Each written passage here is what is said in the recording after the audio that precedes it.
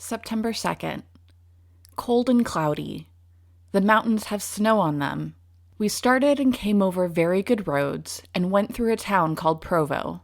We stopped in town while Frank tried to get me a pasteboard, but they have none. We are camped at a bottom on the east of Utah Lake. We are in sight of it, and it is 7 miles across. The people say they hauled wood across it last winter on the ice. Sunday, September 3rd. A very pleasant day. We will stay here until Monday. Frank is better, and I am not able to get out of the wagon. September 4th. The men are trading, or trying to trade their cattle for horses. Mr. Kirkland traded his cattle for horses after dinner. We started and came 12 miles over very rough roads. We came through a town called Springville and passed several houses on the road. Just before we camped, 9 Indians passed us going to the mountains. We are camped by a big field where there is no water. The cattle were taken 3 miles to grass. September 5th. We started out again with the roads rough and rocky. We came through a town called Salem. Mr. Kerfoot had to leave one of his horses on the roadside to die. We are camped tonight at a ranch, and there are several teams camped here. Frank bought some milk at 50 cents a gallon. They have their churn in the spring house to go buy water. During these 4 days, the Shackelfords were in the territory of the Ute. I'm Jen Glavius, and this is the Halenaki Deep Dive, a podcast about the process of mapping and analysis for historical and archaeological research using open source tools. In this episode, I'll discuss the trails used to travel to the West Coast and who actually discovered those trails. Then I'll talk a little bit about how I'm adding Indigenous territories to my maps. Let's dive in. So I've talked about it before, but the Oregon Trail, even though it's often depicted as a single route, in reality, there were many variations and choices that travelers had to make. The starting point varied through time, from Independence, Missouri, to Plattsmouth or Omaha, Nebraska. And there were variations based on where the travelers were, what their final destination was, where were they going to. Another variation was the Mormon Trail that varied slightly to avoid landowners. So most of the Oregon Trail, or the trails that went by the Platte River, took the south side of the Platte River until in what's now western Nebraska. But the Mormon Trail was mostly along the north side of the Platte River, avoiding other landowners on the south side. And all sorts of trails had variations. So the National Park Service of the U.S. government has different shapefiles. They have this great online map viewer that I'll put a link to in the show notes that shows you all sorts of different trails, including the Trail of Tears in the eastern part of the U.S., and all sorts of variations of trails that were part of the routes that the Shackelfords could have chosen from. They don't include all of the variations. And you'll see the cover image for this episode. I downloaded the shapefiles from the National Park Service and added them into a map. And I'll put a link to the location on the internet where you can download the National Park Service's data, their shapefiles.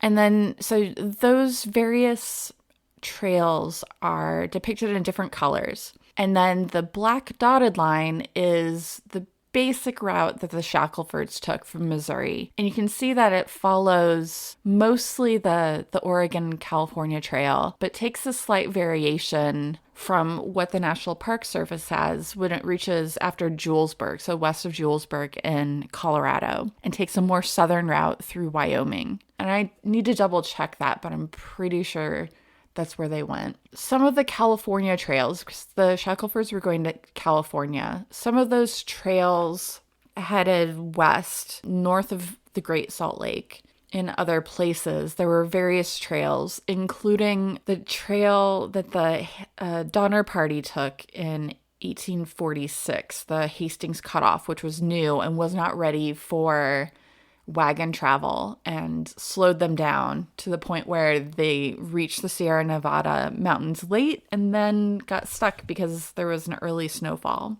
So there are many, many different choices that the Shackelfords, especially by 1865, so that's about 20 years of wagon travel from around Missouri to Oregon and California. And so there were many different choices. What you can see from the map and from these 4 entries is that the Shackelfords were not taking the route, any of the usual California trail routes. Instead, they headed south after Salt Lake City, and they were heading down to pick up what was known as the Mormon Road, or the southern route of the California Trail, and it was also known as the Los Angeles Salt Lake Road. This was a route that followed older trails and went from Utah across Nevada near where Las Vegas is now, and then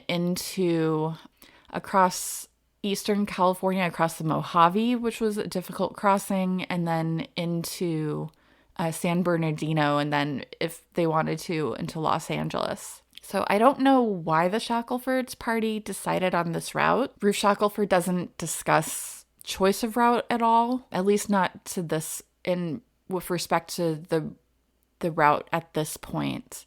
So one of the possibilities might have been the lateness of the season. So they reached Salt Lake City in like late August, early September. So these entries are from September. And so they were perhaps worried about snow in the Sierra Nevada. So it might be that time of year was the lateness of the season was the reason why they took this more southern route. I'm not sure, but perhaps I'll find more information or more context. Maybe there were other reasons that guided their choice into this route. Now, I wanted to talk a little bit about how these trails came to be and how we talk about these trails and their quote-unquote discovery. So I'm going to quote from Wikipedia, which understand that I use Wikipedia, like many other people do, as like a first thing. If you do a Google search on any topic, sometimes the easiest thing is, or sometimes the most comprehensive place is the Wikipedia article, which is not always the case. And it's always good practice to look at the references and follow up on the references as much as you can. But that's not always possible. It's easier to do when they're referencing other websites, but even then,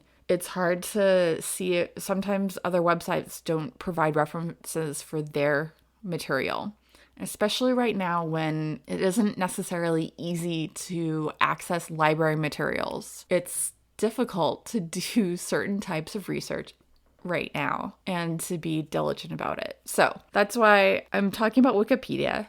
Also, because it's a place, many people use Wikipedia as a resource. So it's important to understand the language and the way that Wikipedia articles are often written. So with that in mind, I just want to talk a little bit first about the Oregon Trail Wikipedia article. And in this article, they have a history section which describes the Lewis and Clark expedition. They talk about fur traders, and then they talk about U.S. government expeditions by Bonneville and Fremont, and as well as missionaries. Now, in this history section, here's a sentence that jumped out at me, and I quote, "Besides discovering and naming many of the rivers and mountains in the intermontane West and Pacific Northwest, they, meaning fur trappers, often kept diaries of their travels and were available as guides and consultants when the trail started to become open for general travel." End of quote. Now, this sentence in particular,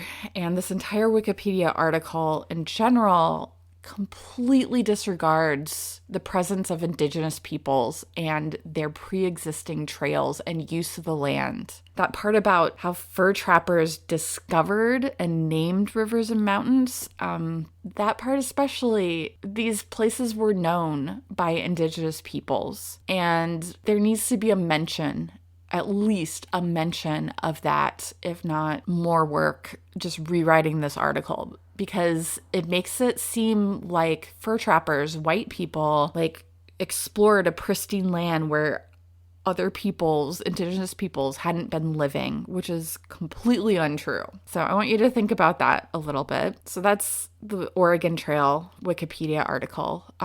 The route that the Shackelfords took, the southern route of California Trail, so it's Wikipedia article, and I'll link all of these Wikipedia articles in the show notes as well. So the southern route of the California Trail has a sentence that it was a seasonal wagon road first pioneered by a Mormon party from Salt Lake City, Utah, led by Jefferson Hunt, that followed the route of Spanish explorers and the Old Spanish Trail across southwestern Utah, northwestern Arizona, southern Nevada, and the Mojave Desert of California to Los Angeles by 1847, end of quote. So again, there's no attribution to Indigenous trails or route, but they do link to their article on the Old Spanish Trail. And again, I'll put a link to this article in the show note. And the intro of the Old Spanish Trail Wikipedia article says that it was, quote, explored in part by Spanish explorers as early as the late 16th century. It goes on from there, end of quote. But where this article is better than the other two is that in the first sentence of the history section, it goes, quote, the trail, so the Old Spanish Trail, is a combination of a network of trails first established by Indigenous people and later utilized by Spanish explorers, trappers, and traders with the Ute and other Indian tribes. Now, this is much, much better. It could be better, but at least the trails established by Indigenous peoples are mentioned.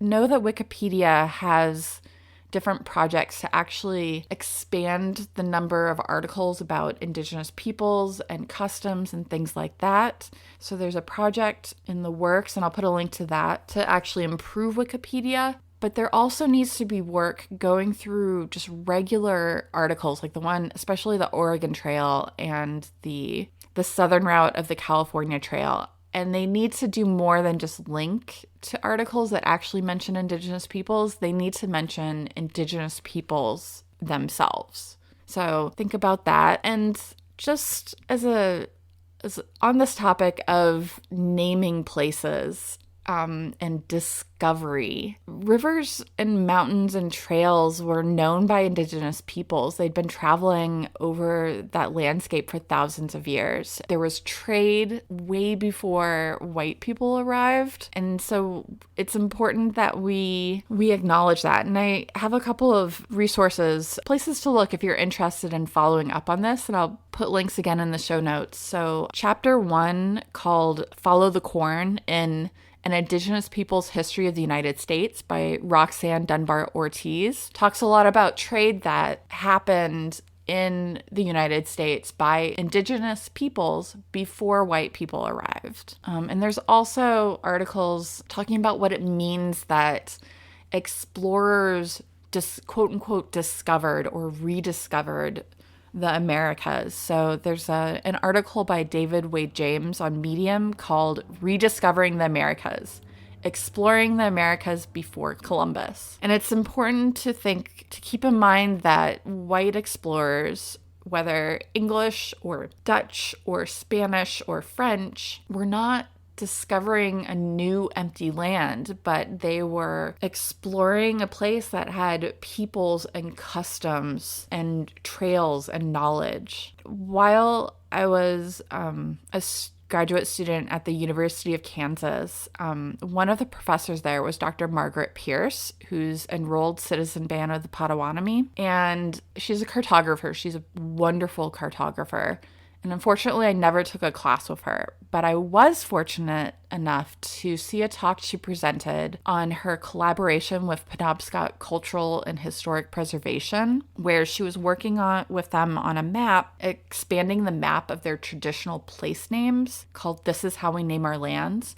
And I'll put a link to her project on her website, Studio 1-to-1. So she's done work on many interesting topics like this. She's also looked at land-grant universities but she also did a project called Coming Home to Indigenous Place Names in Canada, commissioned by the Canadian American Centre at the University of Maine. And I'll put a link to that project as well in the show note. And it's important. What these maps really do is they show place names of Indigenous peoples. So the names that we give to places, even when they have Indigenous names or come from Indigenous words, they're not necessarily the ways that Indigenous peoples use them. So another place where you can find resources about Indigenous place names is from the Library of Congress. They have a guide, Native American Spaces, Cartographic Resources at the Library of Congress, and I'll put a link to that guide in the show notes for here.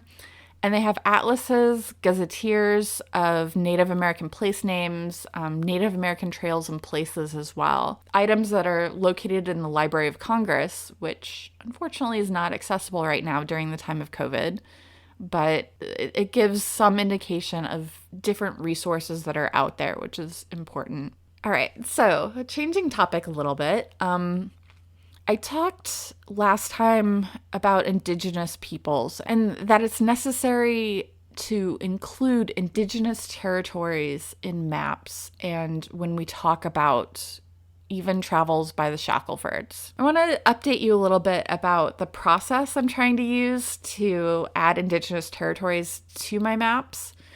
This is a work in progress. This is not perfect yet by any stretch of the imagination, but Here's how the process looks so far. Now, nativelands.ca that I talked about last time has an API for accessing the current layers that they use in their online map, but they also have links so that you can access their territories and languages data as JSONs. So you can click on the link and then you can copy the JSON into a text file.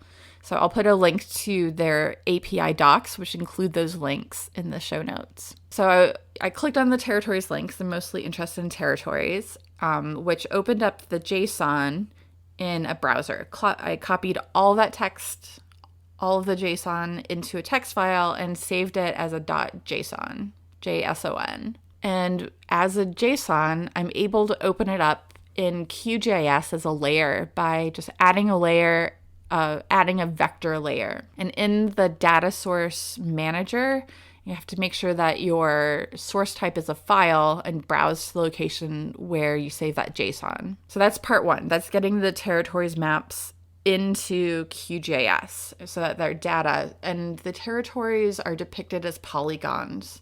And so they have shapes in that way.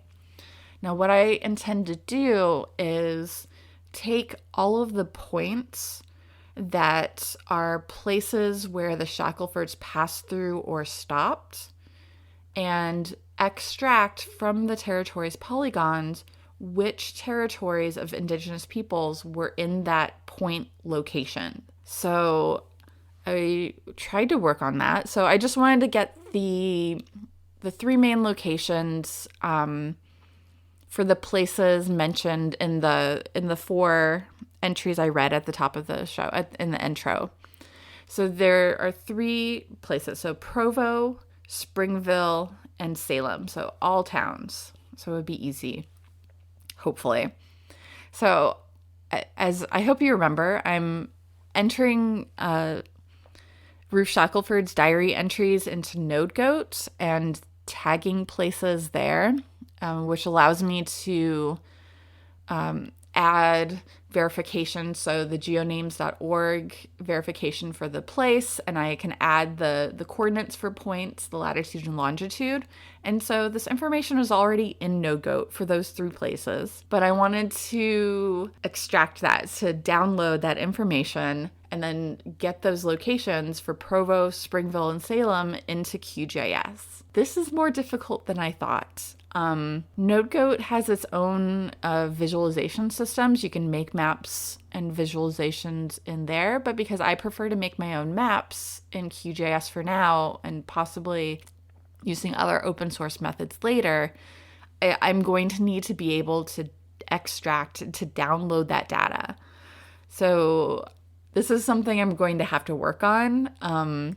What I ended up doing for this was I just did it manually, which is okay for 3 points, but there are going to be hundreds and hundreds of locations when I'm done logging all of the places where the Shackelfords passed through or stopped in this diary. So I'm going to have to spend more time figuring out the export in NodeGoat. I'm going to have to look around a bit more, and I might just have to play with things through the documentation. So I was not able to easily download that data. Instead, I manually added the latitude, longitude, and name and an ID number to an Excel spreadsheet that I saved as a CSV. Now, normally I would use LibreOffice, but I recently updated my Mac operating system and hadn't updated LibreOffice yet. And so it wasn't working, and I just wanted to get through this. So I used Excel, saved it as CSV. Once you have this data with columns, and I do recommend naming the columns, so use the first field to name, like ID, name, latitude, longitude. Then you can add that CSV into QGIS by adding a delimited text layer. And so as you add it, double check that the geometry definition has latitude and longitude correctly. So your longitude should be your X coordinate because it's how far you are east and west. And the latitude is the Y coordinate, or how far north and south things go. And then add it as a layer. If the points don't appear where you expect, like mine didn't, check the coordinate reference system, the CRS. So I had gone with the project CRS, which is 3857, which is a pseudo Mercator with, I think, WGS 84 as the datum. And the points were not where I expected. They didn't show up. So then I did the re-import again, but instead used CRS 4326, which is also WGS 84 datum, but a different coordinate system. And when I did that, the points showed up exactly where they were supposed to be. So here's a tip when using QGIS. Like, double check the CRS, the coordinate reference system, if ever points or polygons don't show up where you expect them to. All right, so I had the points in the correct locations in QGIS. I also had the shapefile with the polygons for Indigenous territories. So the next part was extracting territory names based on point location. So for a point, which polygon or polygons that correspond with an Indigenous territory were intersected with that point. So what I ended up doing was, first I needed to change the point CSV layer into a shapefile, which you can export it. And then I added a new field. So I added a field called territory as a string, so that there would be a place to store the territory, the Indigenous territory name with each point. And then I used data management tools, join attributes by location from Vector, from the Vector tool set. And with that, I was able to join a new layer. And so join attributes by location. So it creates a new join layer. And I joined the territories, the polygon layer, to the point layer. And so I used a one-to-many join. And so for each polygon that intersect each point in that layer, it created an entry. Now for those 3 points I had, they all intersected with only one polygon. So then I had a new join layer that had all of these individual points. And then I was able to use the dialog in the layer properties for the point layer to join the join layer into the points based on ID number. And then I used field calculator to update the existing field territory, which was empty. And so I that populated that field using the layer name 2, which came originally from the polygon field. I saved the edits, and then I deleted the join, made sure everything still worked, and then deleted the join layer once I knew that I didn't need it any longer. This process worked pretty well for these 3 points because each was intersected with only one polygon, but sometimes there are points are going to be located on more than one polygon, so intersecting more than one Indigenous territory. And so I need to find a way to be able to add more than one territory name into the list, and hopefully a way to automate the process. I could do it like manually, and that might be the way I end up doing it, but that's hundreds of points, possibly hundreds of which intersect with more than one Indigenous territory. So this is a work in progress.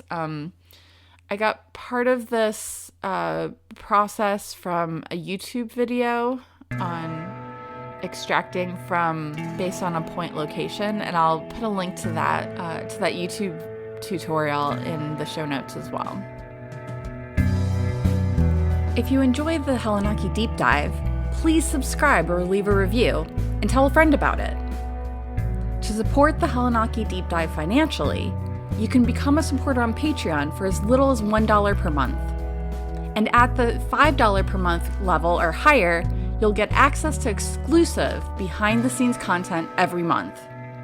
The Hellenaki Deep Dive is written and produced by me, Jen Glavius of the Hellenaki. The theme music is Deep Ocean Instrumental by Dan O of danosongs.com. Thanks for listening.